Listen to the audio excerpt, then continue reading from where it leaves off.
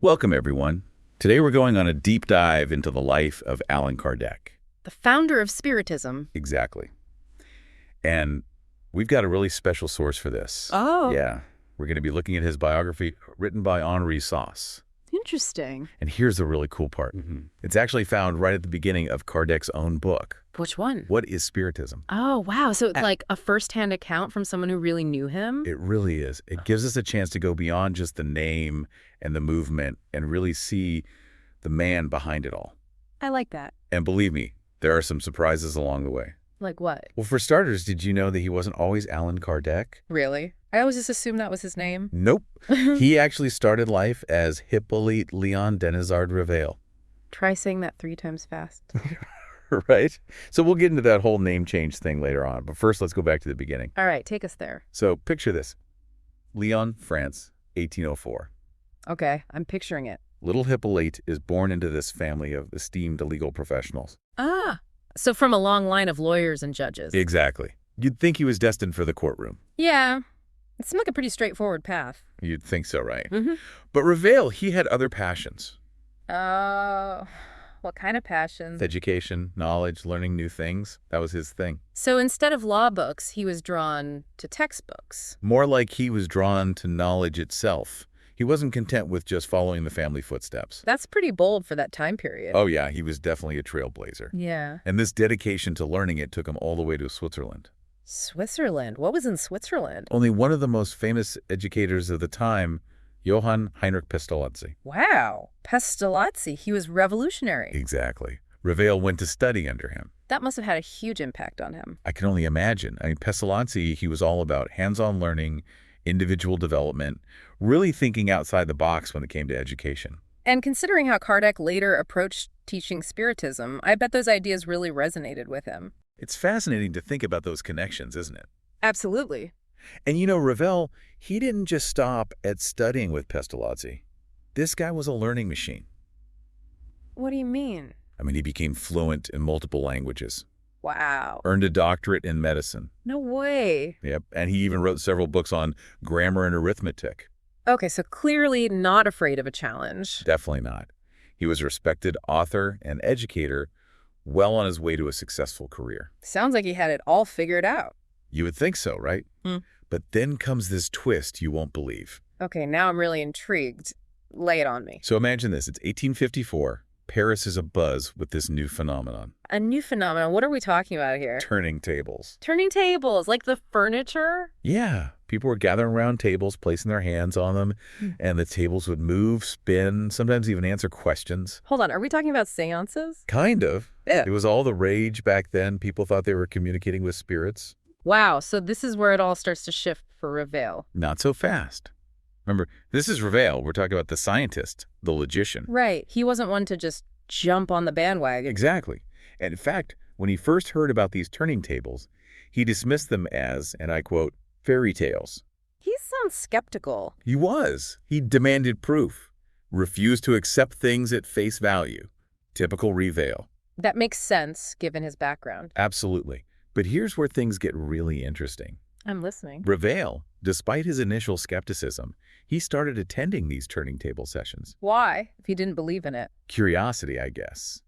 He wanted to see for himself what was going on, maybe try to debunk it. So he was approaching it from a scientific point of view. Absolutely. He observed the mediums, examined the communications, really trying to understand the mechanics of it all. So he was more of an investigator than a believer at this point. Exactly. And this is where those 50 notebooks come into play. Ah, yes, the famous notebooks. Yes.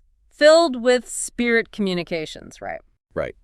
And Reveil, he's entrusted with them, tasked with organizing and analyzing this massive collection of messages. That's a huge undertaking. It was. And initially, he's hesitant. Why? Seems like it'd be right up his alley. There's a lot to take on, you know. He was already busy with his other work. I can imagine, but then something happens that changes everything. You could say that.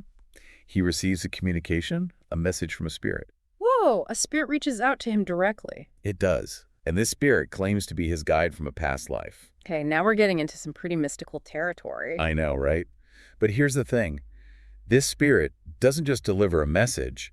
It reveals Reveil's name from that past life. No way. What was it? Allan Kardec. So that's where the name comes from. It is. And this moment, it's like a turning point for Reveal. I bet. It's like a validation of everything he's been investigating. It is.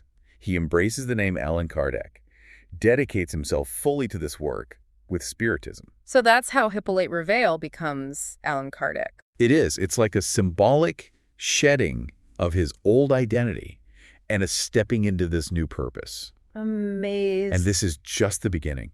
From here, Kardec dives headfirst into the world of Spiritism, and things really start to take off. I can't wait to hear what happens next. Oh, you won't believe it. Yeah. So he embraces this new identity, becomes Allan Kardec. And dives headfirst into the world of Spiritism. What happens next? Well, you got to remember, this is the mid-1800s. Right.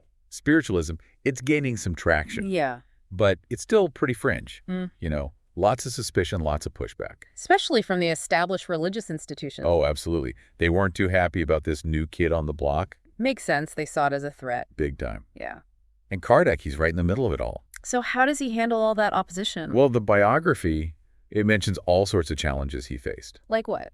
Personal attacks, accusations of fraud, people trying to discredit his work, the whole 9 yards. Wow. Sounds pretty intense. It was. Yeah. But what's remarkable is how he handles it. He doesn't back down. He doesn't get discouraged. He just keeps pushing forward.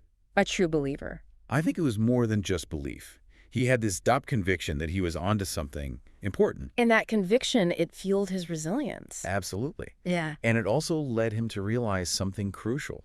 What's that? For Spiritism to really take hold, to gain legitimacy, it needed more than just spooky stories and mystical experiences. It needed structure. Exactly. It needed a solid intellectual framework, a system of ethics, a way to apply these ideas to everyday life. So it couldn't just be a spiritual movement. Right. It had to be a philosophy, a way of life. Makes sense. And Kardec, he understood this completely. So what did he do? He took action.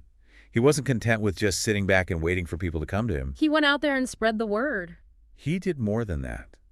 He founded the Parisian Society for Spiritist Studies in 1858. Whoa, an actual A organization. real deal institution dedicated to the study and research of Spiritism. That's impressive. So he's creating a space for serious inquiry into this new field. Precisely. It wasn't just about seances and table turning anymore. He wanted to elevate the conversation, bring in a level of intellectual rigor. So he's building a community, a foundation for the movement. Exactly.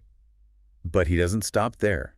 In that same year, 1858, he launches the Review Spirit Journal. A journal. What was the purpose of that? To share news, research findings, Kardec's own thoughts on all things Spiritism. So it's like the first spiritist media outlet? You could say that. A way to connect with like-minded people, spread information, and keep the movement growing. He was really thinking ahead, building a whole infrastructure for Spiritism. Absolutely. And on top of all that, he's traveling, giving lectures, meeting with groups all over France. Wow, he was tireless. He was a man on a mission. And it's clear that he understood something really important about building a movement. What's that?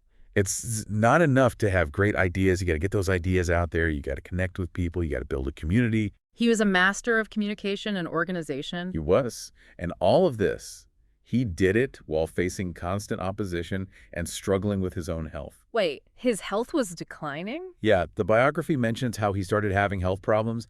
Spirits even urged him to rest. But he kept going. He did. There was this sense of urgency, like he knew he had to accomplish as much as he could while he still had time. It makes you wonder what was going through his mind during those last few years. I know, right? He had achieved so much, but there was still so much more he wanted to do. And that realization, it seems to have pushed him to focus on ensuring the long-term survival of the movement.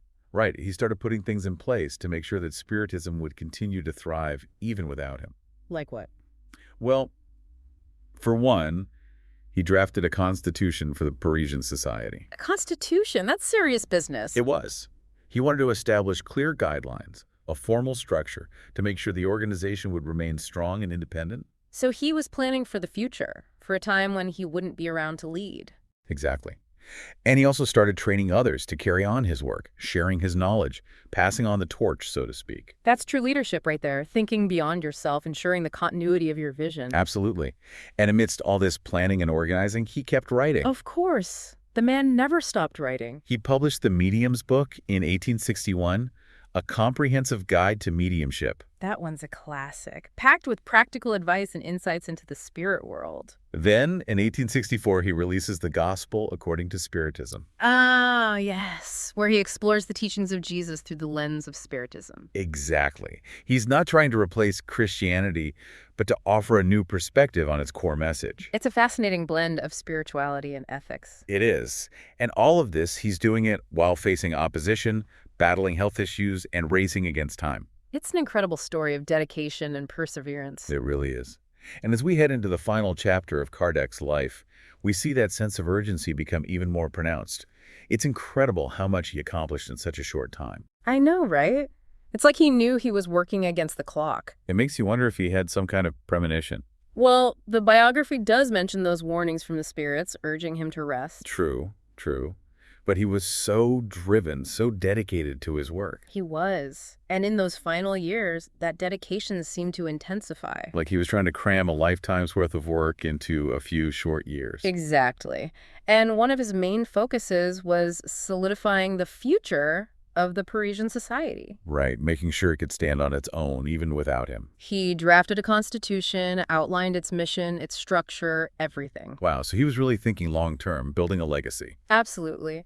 And he also poured his energy into completing his final book, Genesis. Genesis, huh? What's that one about? It's a pretty ambitious work trying to reconcile science and spirituality, exploring the origins of the universe and humanity through a spiritist lens. Sounds fascinating. Yeah. So he was still pushing boundaries, exploring new ideas right up until the end. He was. It's like he never ran out of steam. It's inspiring, but also kind of heartbreaking, knowing that time was running out for him. Yeah, in March of 1869, he passed away unexpectedly. Oh, wow. At such a young age, too. He was only 65. What a loss for the Spiritist community. It was devastating. They lost their leader, their guide, the person who had given their movement a voice and a direction. I can only imagine how they felt, losing him so suddenly. Sauce describes Kardec's funeral as a massive gathering in Paris. Thousands of people came to pay their respects. Wow, that speaks volumes about the impact he had. It really does. And in the years that followed, Spiritism continued to grow and spread all over the world. So even though he was gone, his work lived on. Exactly.